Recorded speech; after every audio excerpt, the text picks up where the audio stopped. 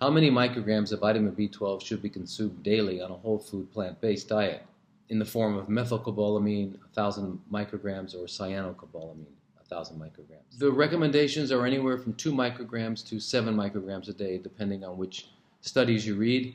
But we need to take more than that because of different abilities to absorb. So, anywhere from 50 to 100, you can take as much as 1,000 micrograms, depending on your ability to absorb. You can follow B12 levels to find out what's really being absorbed and how much you really need. But the body only needs anywhere from 2 to 7 micrograms per day. What does B12 do in the body? Well, it's involved in the central nervous system, in the peripheral nervous system, in its growth and development, and as well as blood. It is part of what's necessary to make blood, red blood cells, etc. It's involved in DNA synthesis. It's involved in the production of methionine from homocysteine. So it has many, many different actions in the body. It's really, really important. Every cell uses it. So what is it? What is B12? It's a very complex water-soluble molecule, and it's produced only by bacteria and archaea.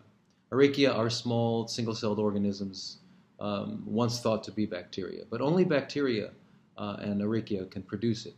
So even when we think we're getting our B12 from an animal, we're getting our B12 from the microorganisms that live in the animal or that the animal has consumed. How is B12, when consumed, taken into the body?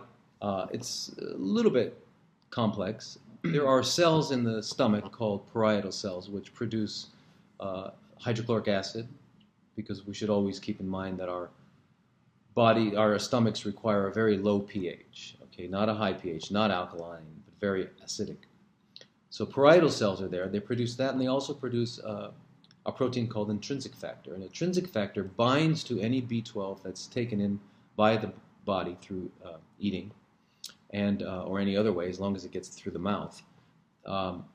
And it's then able to be absorbed in the last part of the small intestines called the ileum. That's sort of the normal process of it.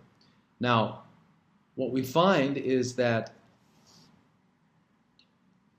Indians who do not immigrate anywhere, and this study was done in England. They found they looked at Indians who migrated to the UK from India versus those who grew up there, and they found out that the ones that migrated or immigrated there had a much more bacteria in their small intestines than the ones who grew up there. So apparently Indians are getting more bacteria somehow, and they're surviving in their small intestines than normal. And they also did not have the B12 requirements that the people that grew up there do.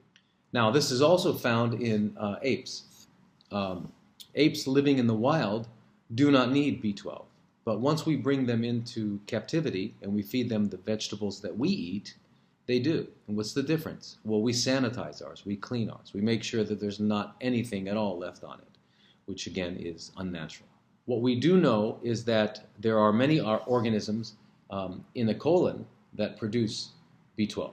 But if it's produced in the colon, the problem is that's past the ileum, and so it will not be absorbed. So they find that some animals actually eat their feces.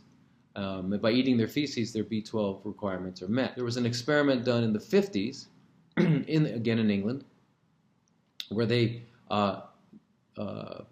took the feces of vegans and extracted the B12 from it and gave it to them, and they did not require a supplement. They were fine. So clearly, this was proof that we do have the bacteria in our colons to produce B12. Now, it has also been found in later studies, as far up in the 80s, that when there is a small amount of protein in a diet rather than a large amount of protein in a diet, these bacteria are able to migrate up to the small intestines. And then when they do, of course, they can be combined with intrinsic factor and then absorbed into the distal ileum, the last part of the small intestines. And so what is the conclusion here? The conclusion is that our modern lifestyle, which is allergic as you were, to nature, cleans and makes sure that everything is sanitized. And when we do that, we remove the bacteria that we would normally ingest and who would take up residence probably in our small intestines. We also, because of our unnatural eating of high-protein diets, do not allow the bacteria that are in the colon to migrate upwards and produce their products there for us. So we come around again to the same theme.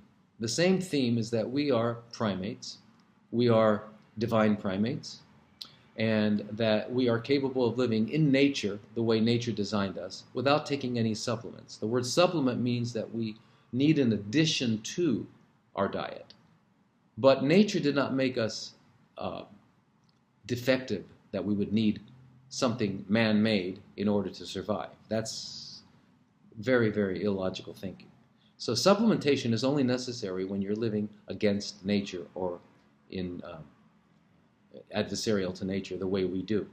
So living a natural life, pulling a carrot from the ground, shaking it off, of course you're going to get the dirt off and eat it like that, is how it should be. That's natural. That's fantastic. That's how we should be. All of nature does this. We are the only ones who think that we must avoid nature. But keep in mind also that the vegan supplementation is now made with bacteria.